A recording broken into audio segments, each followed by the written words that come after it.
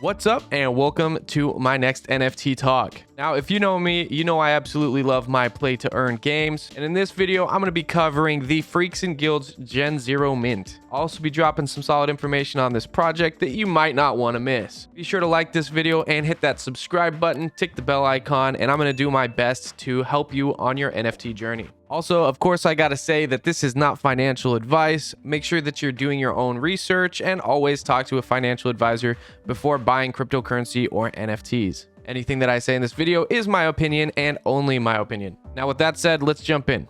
So first off, you guys know that I love Freaks and Guilds. You know that I've been talking about it for a while. I've been really interested in the entire project. I pushed the Celestial Keys out really hard because I think that those were super valuable, and trust me, they are still going to be. Now, part one for the reason that Celestial Keys has so much value is because of this mint. I'm going to give you some information as far as the price structuring, the dates, the times, and the windows for minting so that you don't miss those. But really quick, I want to cover why you would want to mint in the first place. So reasons that you would want to look into a project for minting is you want to invest in people, not promises. Okay, so there's a lot of projects out there, especially like new play to earns that want to be, you know, like the next like get rich quick scheme or whatever, right? There's a lot of promises in the space, even with profile pictures, so PFP projects. There's a lot of promises being made and just not a whole lot being held up on. So that's why when you're going to be buying into NFT projects, you want to focus on investing in the people and not the promises. Okay, so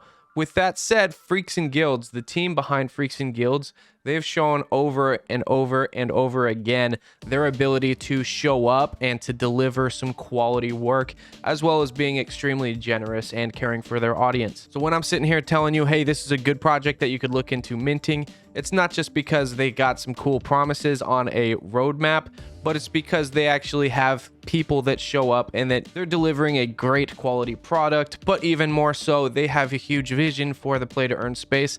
They're even developing multiple avenues as far as the play to earn on chain, the NFT world's Minecraft game, as well as developing their own video game. And of course, on top of all that, the on-chain game is high risk, high reward, which I absolutely love. It's you know, it's kind of a degen play, but hey, I love the high risk, high reward. Now, if you are not high risk, high reward, but you want to get in on an awesome play to earn game, support a solid team that's got a long-term vision in their project, they also have what you could call stake to earn. It's a much more conservative play style. You can just put it in what's called PvE, or player versus everything, instead of the high risk player versus player game mode. So now that you see my reasons on why I'm going to be minting and why I think this is going to be a huge project, I have 19 keys. I gave one away in a giveaway. I have 19 plus my freak tokens. I'm going to be minting about 42 Gen 0s because I stacked up on the keys early on. I believe in this project long term, and I'm going to keep saying it over and over again. I think this project is going to be one of the best to actually survive not just the initial play to earn phase, but long term as a developmental company in the NFT space. So let's talk about the pricing structure before we get to the mint dates, just so you know who's going to be minting when. So the pricing structure, Celestial Key holders, if you staked from day one, from the day that they minted, you would have generated just over 1,000 freak bucks by mint day, which 1,000 freak bucks is one Gen 0 mint. So as long as you had a Celestial Key staked this whole time, you would be able to get at least one Gen 0. Now, for every Celestial Key that you hold, you also get a 0.07 Ethereum mint. So if you have 3 Celestial Keys, you can mint 3 whitelist Gen 0s at 0.07 apiece. And as for those who got whitelisted without having a Celestial Key, the whitelist mint is 0.09. And then for public, the public mint after whitelist is done will be 0.099 Ethereum. So let's talk about the actual mint dates and times. So the mint windows that you have on March 18th at 9 p.m. Eastern Standard Time. So that's tomorrow evening if you're in the United States. So tomorrow evening, March 18th, 9 p.m., the mint will begin, and it will be in 3 phases. Okay, so that first phase is going to be the FBX mint and the Celestial Key holder whitelist ETH mint. So just like I talked about, so these Celestial Key holders will be able to mint with FBX as well as Ethereum. So we have a 12-hour window to do that. So you have from 9 p.m. on the 18th to 9 a.m. on the 19th. Okay, so you have 12 hours if you're a key holder to get your Freak Bucks mints plus your Ethereum mint. Phase 2 is going to be the second half of a 24-hour period. So another 12 hours will still be the Freak Bucks mint and the Celestial Key Holder whitelist mint, but they're also going to be adding in the whitelist role. So people who are whitelisted that do not own Celestial Keys will then be able to mint in those second 12 hours. So from 9 a.m. on the 19th to 9 p.m. on the 19th. And then public mint starts on March 19th from 9 p.m. It'll go on for 24 hours, I believe. Now, me personally, I don't think they'll use up the full 24 hours. I think it should be minted out by within a few hours of public starting. Now, once the game starts, you won't be able to battle immediately. In fact, they're going to open up hunting immediately. So as soon as you mint and the game starts, once they close the mint down. So the game will start when minting ends, okay, first of all. And then secondly, once that opens up, you'll be able to immediately stake and start your hunting to start generating more Freak Bucks with your Gen 0 freaks on chain. Then within a few days, I believe 5 days afterwards, once those 5 days have passed and everybody's been able to actually generate and hunt using their on-chain characters, then the battling will begin and we'll start being able to battle other players for their Freak Bucks and freaks. So mint ends, game starts, hunting begins immediately, and battling starts about 5 days afterwards. And that is going to be the start of one of the, in my personal opinion, best NFT play to earn games in the space. Now, really quick, I want to address some concerns that I have heard in this space regarding Freaks and Guilds specifically.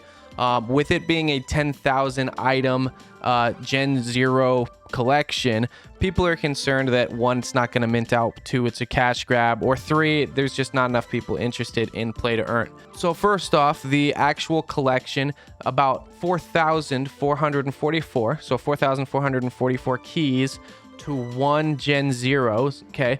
That is almost half of that 10,000, and that's all going to be used for the free Freak Buck mints. Okay, so most of that, I guarantee you, most of those are going to be actually minted. Now, another 4,444 are going to be mintable by the key holders for 0.07. So as long as key holders claim their free Freak Bucks mint plus a 0.07 Gen 0 mint, that's going to be 8,888 out of a 10,000 collection. Okay, the public mint might be able to get around 2,000 tops. Okay, so like if not everybody mints with their Freak Bucks or with their key mints, there will probably be an estimated maybe about 2,000 to 2,500 Gen Zeros that will be available for public sale. That's not a lot. Secondly, a lot of people said, oh, it's a cash grab at 0.09 Ethereum, especially in this market. You got to remember, majority of these, okay, over 8,000 are going to be either free, so half of those are going to be free, and then the other half are going to be 0.07. So they're not cash grabbing off of it. The highest mint is going to be 0.09, which is still fairly low for mint nowadays, and especially in this quality of a play to earn space. That's reasonable for the amount of work the team is putting in. And bear in mind, there's very few that are going to be minted for that price. And lastly, as far as the market, is the market actually going to be sustainable for this type of a project? I absolutely believe yes. The play to earns, especially with like the tokenomics behind the play to earn systems, they actually do fairly well in bear markets because it gives the users something to do. It gives the users something to actually look forward to. They can be minting without having to spend their precious ETH, and they can stock up and store and build for a bull market. So as the things start to go from bearish into bullish, they've been playing, they've been generating their tokens, they've been minting on-chain characters, and say this project starts taking off something in the future and doing more cool things that builds more value. They've spent the entire bear market playing this game and building up stuff so that they have a quote unquote a bigger bag and more value in a project. So I get that there are some concerns as far as the project or play to earn in the space currently with the current market, which are all viable, but in my opinion, this is going to be one of the best play to earn games that you could possibly ask for. And the fact that play to earns even thrive in bear markets, this is going to be a very good project to get into, so don't miss it. With that said, I have a crap load of Freak Bucks and 19 keys that I'm going to be minting over 40 Gen Zeros with. So I'm not just sitting here telling you what a good project is. I'm sitting here showing you that this is what I'm going to be getting into. Make your own decisions, but, you know, I'll see you in the game. That's for sure. Thanks for watching. I'll see you in the next video.